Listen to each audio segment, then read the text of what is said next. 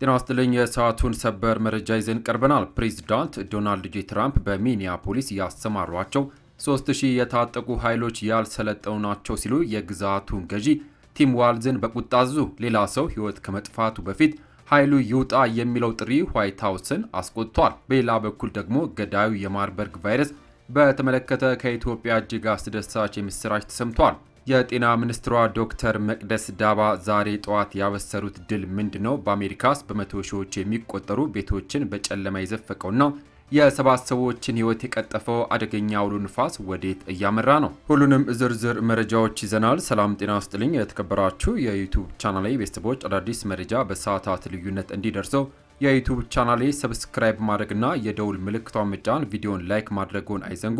እስከ ቪዲዮ ፍጻሜ አብራችሁን ቆዩ። ዝርዝር መረጃውን አድምጡ፣ አብረን እንከታተለው። ክቡር አድማጮች፣ በቅድሚያም የአሜሪካ የፌዴራል ኃይሎች በቀናት ልዩነት ቅዳሜ ዕለት ሁለተኛ ሰው ሕይወት ማለፉን ተከትሎ ሚኒሶታ ውስጥ የምትገኘው ሚኒያፖሊስ ከተማ ነዋሪዎችና አመራሮች ከፌዴራል ጸጥታ አካላት ጋር መጋጨታቸውን ቀጥሏል።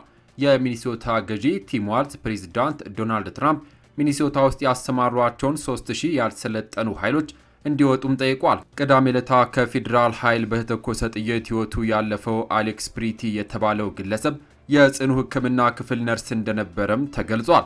የሚኒያፖሊስ ከተማ ነዋሪዎች የ37 ዓመቱ አሜሪካዊ ሕይወት መጥፋት በመቃወም ሰልፍ ወጥቷል። ሰልፈኞቹ መጀመሪያ ላይ ከጸጥታ ኃይሎች ጋር ተጋጭተው የነበረ ቢሆንም ኋላ የተደረጉት ተቋሞች ግን ሰላማዊ ሆነው ቀጥሏል። ነዋሪዎች ከሰልፍና ከተቋሙ በተጨማሪም መንገዶች ላይ ሟቹን ግለሰብ የሚዘክሩ መታሰቢያዎችን እያኖሩ ነው። የሚኒሶታ ግዛትና የፌዴራል ባለስልጣን የግለሰቡን ሞት በተመለከተ በጋዜጣዊ መግለጫቸው የሚሰጧቸው ማብራሪያዎች አንዳቸው ከሌላው ጋር የሚጣረሱ ናቸው። ሟች ግለሰብ ይዞት ነበር ከተባለ ሽጉጥ ጋር በተያያዘም የመሳሪያ መያዝ መብት ጉዳይ የሕግ አውጪዎችን አቋም ከፋፍሏል። የአሜሪካ የአገር ውስጥ ደህንነት ሚኒስትር የሆኑት ክሪስቲኖ ፕሪቲ ግለሰቡ የተኮሰበት ሽጉጥ እያወዛወዘ ስለነበር ነው ሲሉም ከሷል። ሽጉጡ በሕጋዊ መንገድ የተመዘገበ እንደሆነ የሚናገሩት የሚኒሶታ ግዛት ባለስልጣን ግን ሟቹ መሳሪያውን እያወዛወዘ እንዳልነበርና የፌዴራል ኃይሎች ተኮሱበት ሽጉጡን ከወሰዱ በኋላ መሆኑንም ገልጿል። በድርጊቱ ውስጥ የተሳተፉት የፌዴራል ኃይሎች አሁንም በስራ ላይ ቢሆንም ለደህንነታቸው ሲባል ከሚኒያፖሊስ እንዲወጡ መደረጉን የድንበር ጥበቃ አዛዥ የሆኑት ግሬግ ባቪኖ ተናግሯል። የግለሰቡ ሞት በሚያሳዩ ቪዲዮዎች ላይ የታየው ሁኔታ በሚመለከት ግን ቀጥተኛ አስተያየት ከመስጠትም ተቆጥቧል። የሚኒሶታ ገዢ ቲም ዋልዝ በበኩላቸው የአሜሪካው ፕሬዝዳንት ዶናልድ ጄ ትራምፕ ያሰማሯቸውን 3000 ያልሰለጠኑ ኃይሎች ከግዛቱ እንዲያስወጡ በድጋሚ ጥሪ አቅርቧል። እኛ በሰላም እናምናለን። የፌዴራል ኃይሎች ሌላ ሰው ከመግደላቸው በፊት ዶናልድ ትራምፕ እነዚህን 3000 ያልሰለጠኑ ኃይሎች ማስወጣት እንዳለባቸውም እናምናለን ብሏል። ፕሬዝዳንት ትራምፕ በአንጻሩ የሚኒሶታ ባለስልጣናት ግዛት ውስጥ የሚካሄደውን የፋይናንስ ማጭበርበር ምርመራ ጋር በተያያዘ የወንጀል ሽፋን ውስጥ ተሳትፈዋል ሲሉም ያለ ማስረጃ ከሷል።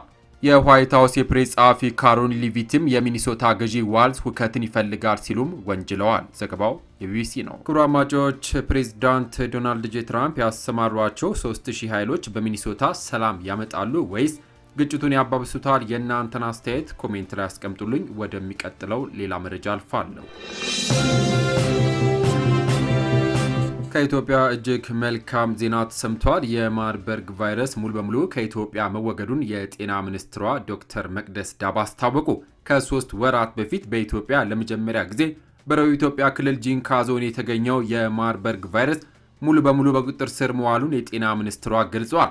ቫይረሱ ከኢትዮጵያ ጨርሶ እንደተወገደ ይፋ የተደረገው በዓለም ጤና ድርጅት አሰራር መሰረት ላለፉት 42 ተከታታይ ቀናት ምንም አዲስ ታካሚ ባለመመዝገቡ እንደሆነ የጤና ሚኒስትሯ ዶክተር መቅደስ ዳባ ተናግሯል። የጤና ሚኒስቴር በሽታው በቁጥጥር ስር መዋሉን ይፋ ያደረገው ዛሬ ሰኞ ጥር 18 2018 ዓ.ም በአዲስ አበባ ከተማ እያካሄደ ባለው የማብሰሪያ መርሃ ግብር ላይ ነው። በዝግጅቱ ላይ ንግግር ያደረጉት የጤና ሚኒስትሯ ዶክተር መቅደስ ዳባ ምንም እንኳን የ9 ወገኖቻችን ሕይወት ብናጣም ወረርሽኙ ሊያደርስ ከሚችለው ከባድና ውስብስብ ችግር አንጻር አገርና ሕዝባችን መታደግ ችለናል። እንኳን ደስ አላችሁ፣ እንኳን ደስ አለን ሲሉ ወረርሽኙ በቁጥጥር ስር መዋሉንም አብስረዋል። የጤና ሚኒስትሯ የማርበርግ ቫይረስ ለመጀመሪያ ጊዜ ኢትዮጵያ ውስጥ መገኘቱን ይፋ ያደረገው በህዳር መጀመሪያ ላይ ነበር። በእነዚያ ጊዜያት ውስጥ 14 ሰዎች በበሽታው እንደተያዙ በላቦራቶሪ ምርመራ የተረጋገጠም ሲሆን ከነዚህም ውስጥ 9 ህይወታቸው አልፏል፣ 5 ሰዎች ደግሞ አገግመዋል። በሽታው በኢትዮጵያ ሲገኝ ለመጀመሪያ ጊዜ እንደነበር ያስታወሱት የጤና ሚኒስትሯ በወቅቱ ከበሽታው ባህሪ ካደገኛነቱ አኳያ ክስተቱ ለሁላችንም አሳሳቢ ነበርም ብሏል። የማርበርግ ወረርሽኝ በቁጥጥር ስር መዋሉ የተበሰረው የዓለም ጤና ድርጅት እንዲሁም የኢትዮጵያ የወረርሽኝ ቅኝትና ምላሽ መምሪያ አሰራር መሰረት ማድረግ እንደሆነ ዶክተር መቅደስ አስረድተዋል። የመጨረሻው ታካሚ በላቦራቶሪ ከበሽታው ነፃ መሆኑ ከተረጋገጠበት 42 ተከታታይ ቀናት ምንም አይነት አዲስ ታካሚ ባለመመዝገቡ ወረርሽኙ በቁጥጥር ስር መዋሉን በይፋ በምናደርግበት የዛሬው ቀን ላይ ደርሰናል ብለዋል። የ42 ቀን ዝም ብሎ የሚቆጠር ቁጥር ወይም ቀን አይደለም ያሉት ሚኒስትሯ ከቁጥር ጀርባ ስጋትን በትጋት የቀለበስንበት የብርቱ ጥረት ስኬት የተገኘበት ወቅት እንደሆነም አንስቷል።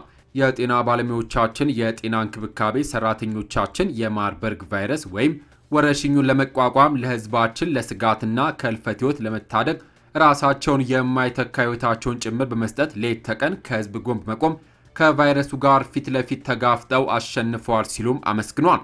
በጂንካ ከተማ የተገኘው የማርበርግ ቫይረስ በቅድሚያ የተሰራጨው ከመጀመሪያ ታማሚ ጋር ግንኙነት ከነበራቸው የቤተ ክርስቲያን አባቶች ዘንድ እንደነበረም ቢቢሲ በመግለጫው ላይ አስታውሷል። ክቡራን አድማጮች፣ ኢትዮጵያ ገዳዩን የማርበርግ ቫይረስ በአጭር ጊዜ መቆጣጠር መቻሏ ስለ ጤና ዘርፋችን ጥንካሬ ምን ያሳያል?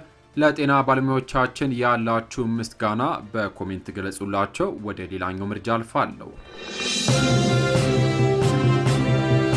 በአሜሪካ በተከሰተ አደገኛ የበረዶ አውሎ ንፋስ ምክንያት ቢያንስ የ7 ሰዎች ህይወት እንዳለፈና በመቶ ሺዎች የሚቆጠሩ ቤቶች ከኤሌክትሪክ ኃይል አቅርቦት ውጭ እንዲሆኑ እንዳደረገ ተገለጸ።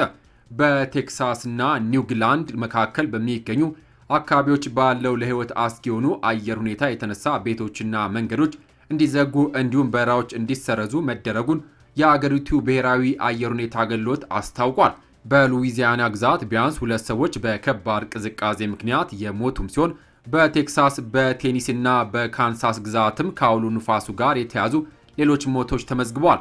የኤሌክትሪክ መቋረጥን የሚመዘግበው ድረገጽ ያወጣው መረጃ እንደሚያመላክተው እስከ እሁድ ከሰዓት ድረስ ብቻ ከ800 ሺህ በላይ ቤቶች የኤሌክትሪክ ኃይል አቅርቦት ተቋርጦባቸዋል። ፍላይት አዌር ያወጣው መረጃ ደግሞ ከ11 ሺህ በላይ በረራዎች መሰረዛቸውንም አሳይቷል።